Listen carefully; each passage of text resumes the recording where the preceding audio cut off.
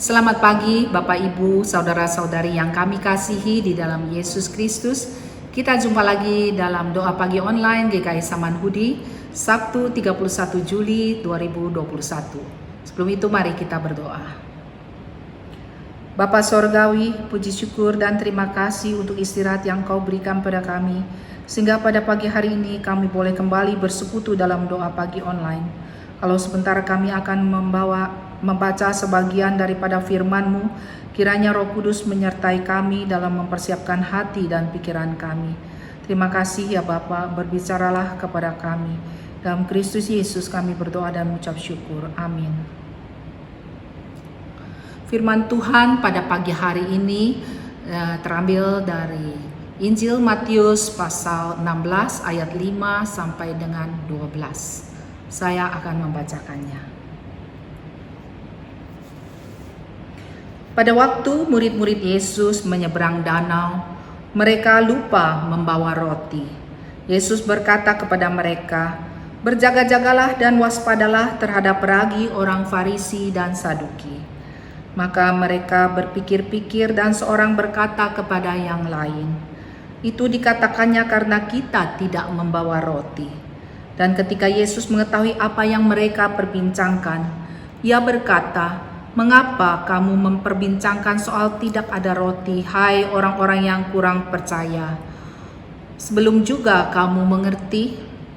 Tidak kamu ingat lagi akan 5 roti untuk 5.000 orang itu, dan berapa baku roti kamu kumpulkan kemudian? Ataupun akan 7 roti untuk 4.000 orang itu, dan berapa bakul kamu kumpulkan kemudian? Bagaimana mungkin kamu tidak mengerti bahwa bukan roti yang kumaksudkan? Aku berkata kepadamu, waspadalah terhadap ragi orang Farisi dan Saduki." Ketika itu barulah mereka mengerti bahwa bukan maksudnya supaya mereka waspada terhadap ragi roti, melainkan terhadap ajaran orang Farisi dan Saduki. Demikian firman Tuhan. Bacaan kita pada pagi hari ini bertemakan waspada. Yesus mengatakan kepada murid-muridnya supaya berjaga-jaga dan waspada terhadap ragi orang Farisi dan Saduki. Tetapi murid-muridnya tidak mengerti apa yang dimaksudkan. Mereka berpikir hal itu dikatakan karena mereka tidak membawa roti. Para murid telah menghabiskan waktu bersama Yesus, tetapi mereka tetap tidak mengenal cara Yesus menggunakan perumpamaan. Orang Farisi dan Saduki adalah pemimpin agama Yahudi yang pada waktu itu oleh Yesus dianggap membebani orang Israel dengan hukum-hukum yang mereka sendiri tidak taati dan menganggap diri mereka lebih suci daripada orang lain. Oleh karena itu, Yesus mengingatkan para muridnya untuk mewaspadai orang-orang seperti itu. Yesus menggunakan lambang ragi untuk memperingati murid-muridnya, karena ragi biasanya berfungsi untuk proses fermentasi. Misalnya, mengembangkan adonan roti. Ragi yang baik dapat menghasilkan roti yang baik. Sebaliknya, ragi yang tidak baik menghasilkan roti yang tidak baik. Bagi masyarakat Yahudi, ragi merupakan simbol dari sesuatu yang merusak keasliannya. Di sini ragi yang dimaksudkan oleh Yesus adalah mengenai pengajaran orang Farisi dan Saduki. Yesus mengajari murid-muridnya supaya berhati-hati terhadap ajaran sesat. Tidak peduli hal tersebut terjadi di dalam gereja maupun politik sipil. Seperti yang dikatakan dalam Matius 16 ayat 12. Ketika itu barulah mereka mengerti bahwa bukan maksudnya supaya mereka waspada terhadap ragi roti, melainkan terhadap ajaran orang Farisi dan Saduki. Apa yang dimaksud dengan ragi orang Farisi dan apa ragi orang Saduki? Ragi orang Farisi menunjuk kepada tokoh agama golongan menengah yang ada di tengah-tengah masyarakat. Mereka percaya pada hal-hal spiritual. Mereka percaya akan keberadaan malaikat dan kebangkitan orang mati. Ragi orang Farisi juga menunjuk kepada kemunafikan, karena mereka mengajarkan kebenaran tetapi tidak melakukannya. Mereka selalu mengklaim diri paling benar dan sehingga berhak untuk menghakimi. Mereka cenderung menggantikan firman Tuhan dengan adat istiadat dan tafsiran. Ragi orang Saduki menunjuk pada kaum aristokrat atau bangsawan. Mereka menolak mengakui Yesus sebagai anak Allah. Mereka menolak keberadaan malaikat dan kebangkitan orang mati. Mereka lebih mementingkan politik daripada agama, tetapi memanipulasi agama untuk memperoleh popularitas dan jabatan. Ada 3 hal dari ragi orang Farisi dan Saduki yang dimaksudkan yang perlu diperhatikan adalah 1. Kemunafikan. Seperti yang dikatakan dalam Matius 23 ayat 2 dan 3. Sebab itu turutilah dan lakukanlah segala sesuatu yang mereka ajarkan kepadamu. Tetapi janganlah kamu turuti perbuatan-perbuatan mereka, karena mereka mengajarkannya tetapi tidak melakukannya. Mereka rajin beribadah dan bersikap rohani di muka, padahal sikap mereka penuh kedengkian. Kedua, mereka merasa superior, merasa diri lebih daripada orang lain, sehingga mereka merasa boleh menghakimi orang. Mereka tidak ada hati untuk belajar atau diajar, cenderung sombong dan merendahkan orang lain. Banyak hamba Tuhan yang merasa lebih dipakai Tuhan dan menganggap orang lain kurang bertumbuh. Dalam Matius 7 ayat 1 dan 2 dikatakan, "Jangan kamu menghakimi supaya kamu tidak dihakimi. Karena dengan penghakiman yang kamu pakai untuk menghakimi, kamu akan dihakimi. Dan ukuran yang kamu pakai untuk mengukur akan diukurkan kepadamu." Ketiga, mereka suka dipuji dan dikagumi. Dapat kita lihat dalam Matius 23 ayat 5 sampai dengan 7 yang mengatakan, semua pekerjaan mereka yang mereka lakukan hanya dimaksud supaya dilihat orang. Mereka memakai tali sembahyang yang lebar dan jubah yang panjang. Mereka suka duduk di tempat terhormat dalam perjamuan dan di tempat terdepan di rumah ibadat. Mereka suka menerima penghormatan di pasar dan suka dipanggil rabi. Memang kita harus menghormati pemimpin gereja, tetapi harus berhati-hati dalam memberikan pujian. Sebetulnya yang lebih diperlukan adalah memberikan semangat, bukan pujian. Banyak pelayan Tuhan yang suka menonjolkan diri supaya dipuji dan dikagumi. Dalam Amsal 25 ayat 27 dikatakan, "Tidaklah baik makan banyak madu, sebab itu biarlah jarang kata-kata pujianmu." Dalam Roma 2 ayat 29 juga dikatakan, "Tetapi orang Yahudi sejati ialah dia yang tidak nampak keyahudiannya, dan sunat ialah sunat di dalam hati secara rohani, bukan secara hurufiah. Maka pujian baginya datang bukan dari manusia, melainkan dari Allah." Jadi yang layak mendapat pujian seharusnya bukanlah manusia, tetapi Allah. Dan selayaknya pujian yang baik datangnya dari Allah, bukan dari manusia. Karena itu janganlah kita menjadi orang yang hanya secara fenomena begitu dekat dengan Tuhan, tetapi tidak ada pengenalan yang benar akan Tuhan. Rajin ke gereja, aktif melayani kemana-mana, begitu bernyala-nyala dalam pelayanan untuk Tuhan, tapi ternyata tidak sungguh-sungguh mengenal Tuhan dan tidak memiliki hati bagi Tuhan. Sampai saat ini, kemunafikan dan fanatisme masih sering kita jumpai di sekitar kita. Banyak orang-orang yang mengaku pengikut Kristus kerap jatuh dalam kemunafikan dan fanatisme. Mereka sibuk melayani dengan tujuan supaya orang melihat dan memujinya, atau merasa bahwa imannya lebih benar daripada orang lain.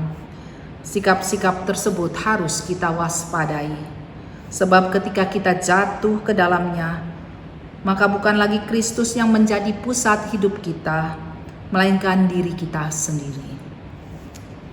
Bagi orang Farisi dan Saduki, ini ibarat virus corona yang perlu kita waspadai dengan mematuhi 5M protokol kesehatan.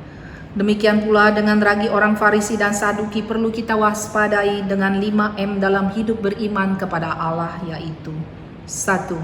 Menjaga hati dan pikiran. Seperti yang dikatakan dalam Amsal 4 ayat 23, yaitu, jagalah hatimu dengan segala kewaspadaan, karena dari situlah terpancar kehidupan. Kedua, mendengar suara Tuhan. Kita harus memiliki kepekaan mendengar suara Tuhan untuk mengikuti Tuhan dengan setia. Seperti yang dikatakan dalam Yohanes 10 ayat 27, yaitu, domba-dombaku mendengarkan suaraku, dan aku mengenal mereka, dan mereka mengikut aku. Ketiga, melakukan kehendak Tuhan. Kita harus dapat melatih diri melakukan kehendak Tuhan. Seperti yang dikatakan dalam Yohanes 7 ayat 17, yaitu, barang siapa mau melakukan kehendaknya, ia akan tahu entah ajaranku ini berasal dari Allah, entah aku berkata-kata dari diriku sendiri. Keempat, mematahkan keangkuhan manusia. Seperti yang dikatakan dalam 2 Korintus 10 ayat 5, yaitu, kami mematahkan setiap siasat orang dan merubuhkan setiap kubu yang dibangun oleh keangkuhan manusia untuk menentang pengenalan akan Allah. Kami menawan segala pikiran dan menaklukkannya kepada Kristus. Yang kelima, yaitu mohon pimpinan Roh Kudus.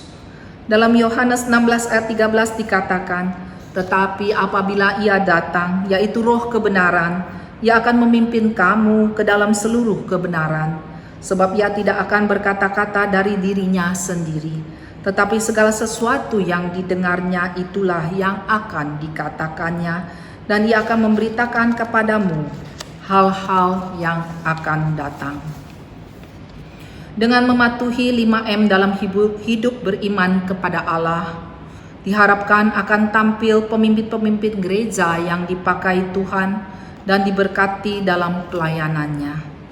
Kita harus mau dikoreksi oleh Tuhan supaya kita makin terasah untuk mengenal Tuhan dan peka terhadap kehendak-Nya dan mau melakukan kehendak-Nya sehingga menyenangkan hati Tuhan, dan terus melatih diri dengan belajar hidup setia hingga hal yang kecil di dalam hidup kita. Amin. Kita akan mengakhiri doa pagi ini, dan sebelumnya kita kembali berdoa. Ya Tuhan, betapa kami seringkali melakukan hal-hal ibaratnya ragi orang Farisi dan Saduki. Seringkali kami mengecewakan dan mendukakan hati-Mu. Karena itu ya Tuhan, kami mohon kiranya Engkau mengampuni dan mengubah hati kami. Izinkan kami untuk peka terhadap kehendak-Mu dan memiliki hati yang terpaut untuk senantiasa setia kepadamu sampai akhir hayat hidup kami. Biarlah kami selalu mewaspadai terhadap ragi orang Farisi dan Saduki yang seringkali tidak kami sadari. Pada kesempatan ini kami juga mau berdoa bagi para pemimpin agama dan pelayan ibadah di gereja-gereja, agar kiranya Engkau senantiasa mau menuntun mereka untuk senantiasa menjalankan 5M dalam hidup beriman kepadamu, supaya gerejamu boleh terus bertumbuh dan menjadi berkat bagi umatmu. Di tengah pandemi COVID yang semakin tidak menentu, di mana banyak hal yang tidak dapat kami prediksi, kami mohon penyertaan-Mu ya Bapa. Berikan kekuatan dan pengharapan bagi kami. Kami berdoa bagi mereka yang sedang sakit, baik yang terpapar COVID maupun penyakit lainnya. Bapa, tolong mereka, berkati upaya para dokter baik melalui obat-obatan maupun peralatan yang diperlukan, supaya mereka boleh sembuh dan sehat kembali. Bapa juga lindungi para dokter dan tim medis yang berjuang melawan COVID. Juga berkati keluarga mereka, jauhkan mereka dari mara bahaya. Demikian juga bagi mereka yang terdampak oleh COVID sehingga kehilangan pekerjaan maupun berkurangnya penghasilan mereka. Bapa juga topang mereka dan bukakan jalan yang terbaik bagi mereka. Kami juga berdoa bagi pemerintah Indonesia dengan program vaksinasinya. Biarlah Bapa lancarkan juga ketersediaan obat vaksin, supaya semuanya itu boleh tercukupi. Dan kalau sebentar kami akan berpisah satu dengan yang lain, Bapa pimpin kami dalam setiap aktivitas yang kami lakukan. Terima kasih ya Bapa. Kami mau serahkan seluruh permasalahan dan kekhawatiran kami hanya kepadamu saja. Karena kami yakin dan percaya Bapa akan memberikan yang terbaik bagi anak-anaknya. Dalam Kristus Yesus kami berdoa dan mengucap syukur. Amin. Terima kasih Bapak, Ibu, Saudara-saudari. Selamat pagi, selamat berakhir pekan. Tuhan Yesus memberkati. Bagi Bapak Ibu yang memiliki pergumulan khusus dan ingin didoakan, bisa menghubungi rekan-rekan pendeta di nomor berikut.